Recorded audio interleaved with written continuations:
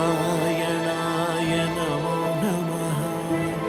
यदा यदा हि धर्मस्य ग्लानिर्भवति भारत अभ्युत्थानमधर्मस्य तदात्मानं सृजाम्यहम्। परित्राणाय साधूनां विनाशाय च दुष्कृतां धर्मसंस्थापनार्थाय संभवामि युगे युगे। కురుక్షేత్ర యుద్ధరంగం తెల్లవారుజామున ఆకాశం నారింజ రంగులో మెరుస్తూ ఉంది. ఒక పక్క 11 లక్షల సైన్యం, మరో పక్క 7 లక్షల సైన్యం.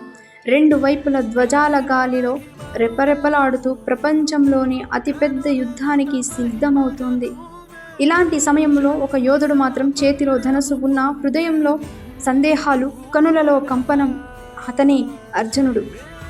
అప్పుడు రథం ముందు నిలబడి ఉన్న శ్రీకృష్ణుడు మృదువైన చిరునవ్వుతో చెబుతాడు, అర్జున, ఇదే నీ సమయం, నీ ధర్మం నీ ముందుంది.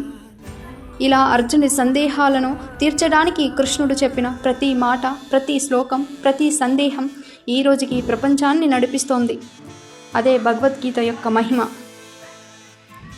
ఎప్పుడు కృష్ణుడు అర్జునుడికి భగవద్గీతను ఉపదేశించాడో అదే రోజు గీతా జయంతి. మార్గశిర శుద్ధ ఏకాదశి, దీనినే మోక్ష ఏకాదశి అని అంటారు. ఈ రోజే గీత జన్మించిన రోజు.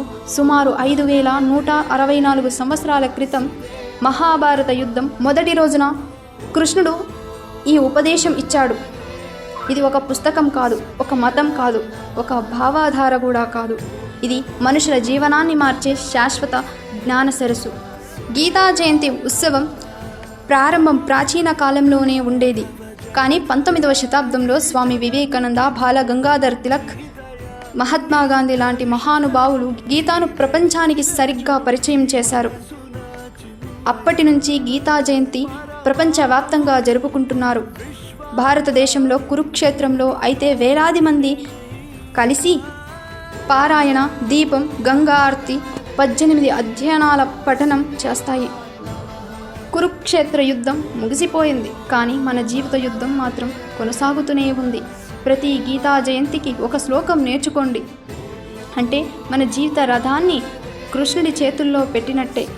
గీతా జయంతి మనసుకు వెలుగు పెట్టే రోజు, జ్ఞానానికి జన్మదినం, ధర్మానికి దిశ.